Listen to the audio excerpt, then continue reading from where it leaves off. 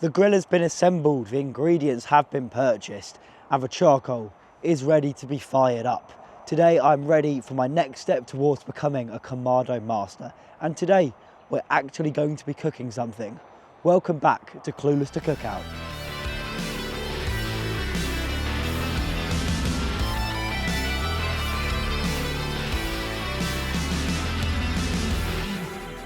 So on today's episode, we are going to be cooking a spatchcock chicken. I can't lie, I had no clue what that meant up until about 30 seconds ago, but apparently it should be nice and easy to do. We do have a professional on scene as well, just in case anything goes wrong. Because like I said, never cooked anything on one of these things before. The eagle-eyed amongst you might realise that this is a black one. The one we made in the last episode was green, but it's nice to show off that we've got versatility in colour. We have put all of our equipment on the rack at the bottom, making use of that. So that shelf that we built last time, it does come in useful. I told you it would. So first things first, we do need to light our charcoal. We have got the house blend here from KamaGear, you know, for the best charcoal on the market, in my opinion. So this is where it gets dangerous. We're playing with fire, but like I said, this is why we've got a professional on scene.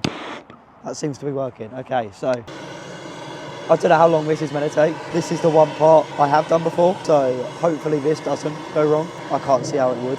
Obviously as well, you don't need to use a blowtorch. I'm just using one because it's more fun that way. You can just use natural wood wall lighters as well. It doesn't really matter, but this is the more fun way of doing it. Oh, there we go. Yeah, we have got a bit of a flame there as well. Now, I was going to say I couldn't see a flame, but there is a flame in there, and you can tell by the crackling anyway that it's lit now. We've not refilled this. We're just using charcoal from a previous cook. So now that's lit, we can start setting up all the actual equipment that we're going to be using, just so it all gets up to temperature at the same time, but before it gets too hot, because we don't want to burn ourselves. We're going to put this in over here, and this side's going to be the direct side there. Then we're going to put a heat deflector on the other side, and this is going to be our indirect zone.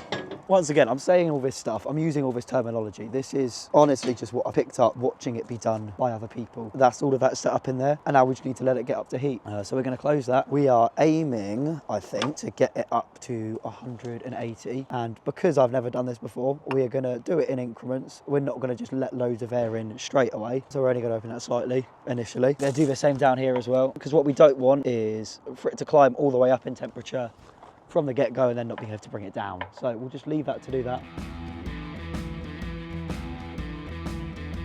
So now we have managed to get it up to temperature, it is now time to put the chicken on, to actually start cooking. Of course, safety first. We are hygienic around here, so we are going to put some gloves on. There we go. Just open this up, get ready to put the chicken on. So we are going to start off by putting this on the direct heat side. We want to put its skin down because we want to sear the skin, get it a nice good colour.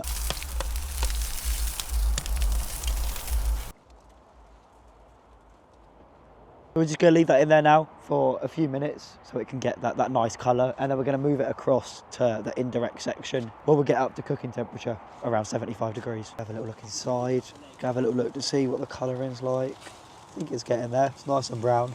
Got a few char lines on there. Just going to leave it on there though now for another few minutes, just to keep searing it. Let's just have another check. Yeah, you can see that's much better. It's a much nicer colour. So now we are just going to move it across, quite hot obviously, be careful, on to the indirect zone. With this, like I was saying, we're just cooking up to temperature. There's no specific amount of time it's going to take, but once we get to around that 75 degrees, then it should be done. So we're just going to leave that in there now for a little bit. So whilst we leave that in there to cook, we're going to crack open a beer. Is this part of the cook? Absolutely not, but no, it just makes me feel the part. I feel like a proper, I don't know, grill person at this point, a proper chef. So I kind of work out how to use this bottle opener. Never used this one before. Hey, there we go, lovely stuff. We've also prepared a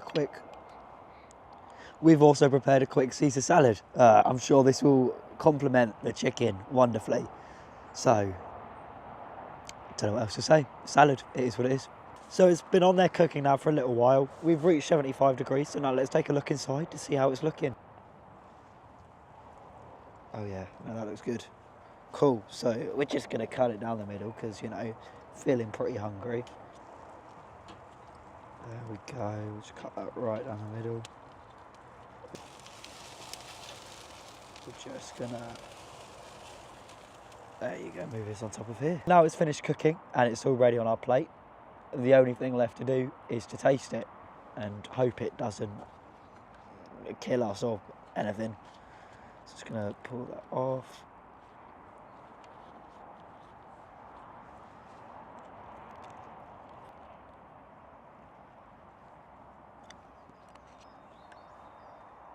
It is very good, to be fair. That's really nice.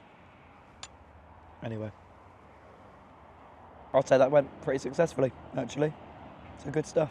And there we have it, our first ever cook on a Kamado grill, or more specifically, the Kamado V2 Classic. And if you ask me, I actually say that went pretty well. Of course, it wasn't fully independently. I was being given slight instruction over what to be doing. But like I was saying, this is my first time doing anything like this. This is my first time cooking on one of these things. And it wasn't necessarily about the how to do it, it was about the doing it itself.